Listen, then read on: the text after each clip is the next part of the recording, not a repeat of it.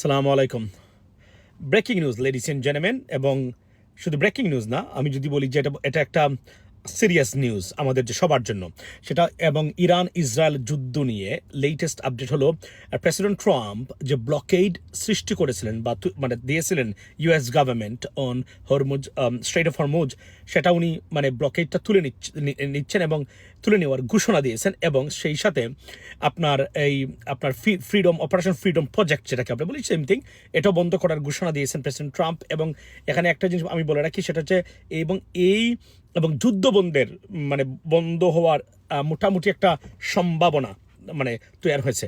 এই ব্লকেড তুলে নেওয়ার কারণ হিসেবে প্রেসিডেন্ট ট্রাম্প বলছেন যে ডিপ্লোম্যাটিক আলোচনার মারাত্মক অগ্রগতি হয়েছে, এটা প্রেসিডেন্ট ট্রাম্প বলছেন। তাহলে বোঝা যাচ্ছে যে যতই মানে সিজফায়ার পরেও, বাইরে এখানে বলে রাখি যে লিগালি তো আপনারা জানেন যে এই সিজফায়ার মানে এই যুদ্ধ লিগালি শেষ। ওয়াই? বিকজ 60 দিন পর্যন্ত একজন আমেরিকান প্রেসিডেন্ট যুদ্ধ মানে করতে পারেন যে কোন দেশের সাথে, ওনার নিজস্ব ডিসিশনে। 60 দিনের উপরে গেলে ওনাকে কংগ্রেসের অনুমতি নিতে হয় বা অ্যাপ্রুভাল নিতে হয়, উইচ ইজ আন্ডার প্রসেসিং, এবং এটা এবং it's gonna be very very tough, right? So এখন আর উনি যুদ্ধ করতে পারবেন না, মানে যদি করেন তাহলে it's gonna be contempt of কংগ্রেসে উনি পড়ে যেতে পারেন, রাইট? সো এই জন্য এই ভিতরে আলোচনা চলছে, এবং যুদ্ধের ইম্প্যাক্ট আপনারা জানেন যে এখন পর্যন্ত সারা পৃথিবীতে প্রায় 13,000 ফ্লাইটস ক্যান্সেলড এখন পর্যন্ত হয়েছে, এবং আমেরিকাতে এটারও মারাত্মক ইম্প্যাক্ট পড়েছে ইতিমধ্যেই। সুতরাং এই যুদ্ধ চালিয়ে যাওয়া কোনো অবস্থাতেই মানে সুখকর নিউজ নয়, পৃথিবীর অর্থনীতির জন্য, আমেরিকার অর্থনীতির জন্য তো নয়, প্রেসিডেন্ট ট্রাম্পের পলিটিক্যাল ক্যারিয়ারের জন্য নয়। সুতরাং এই যুদ্ধ বন্ধ হতেই হবে যে কোন কারণেই হোক না কেন। সো এখন প্রেসিডেন্ট ট্রাম্প এই ঘোষণা দিয়েছেন, বোঝা যাচ্ছে, এবং আলোচনা চলছে নজিরবিহীনভাবে। আমি কনফার্ম মানে মোস্ট লাইকলি না, it is almost confirmed the Pakistan is working behind the scene আপনার টায়ারলেসলি।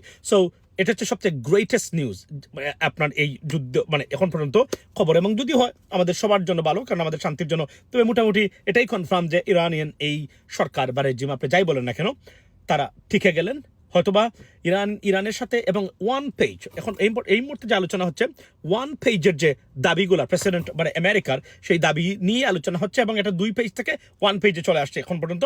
সুতরাং বোঝা যাচ্ছে, এবং এটাতে সাংঘাতিক পজিটিভ নিউজ বা পজিটিভ মানে আউটকাম আসার সম্ভাবনা তৈরি হচ্ছে বলছেন মিডিয়া আউটলেট যারা, পার্টিকুলারলি যারা মানে মেইন স্ট্রিম মিডিয়া, যারা পৃথিবীর বিখ্যাত মেইন স্ট্রিম মিডিয়া, তারা বলছেন। এবং এখানে একটা জিনিস বলে রাখি যে যদিও প্রেসিডেন্ট ট্রাম্প যেহেতু আছেন, যে কোনো সময় নাটকীয় মূল্য নিতে পারে যে কোনো কিছু, বাট তারা বলছেন এবং এক্সপার্টিস যারা বলছেন বা আমেরিকান গভর্নমেন্ট বলছেন এখন পর্যন্ত, দ্যাটস আ গ্রেট নিউজ যে যুদ্ধের ব্লকেজ সরিয়ে নিচ্ছেন।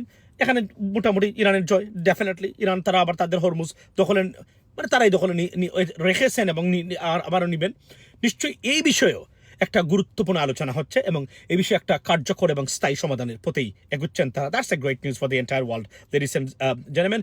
I hope that it will stay as usual, এবং একটা এটা চূড়ান্ত যুদ্ধবন্ধের একটা খবর আমরা শীঘ্রই পাবো। That's the news from me, মানে from the all the news outlets from the world, ladies and gentleman. So hope for the best, that's what it is. ভালো থাকবেন, তবে অন্য সময়। আসসালামু আলাইকুম।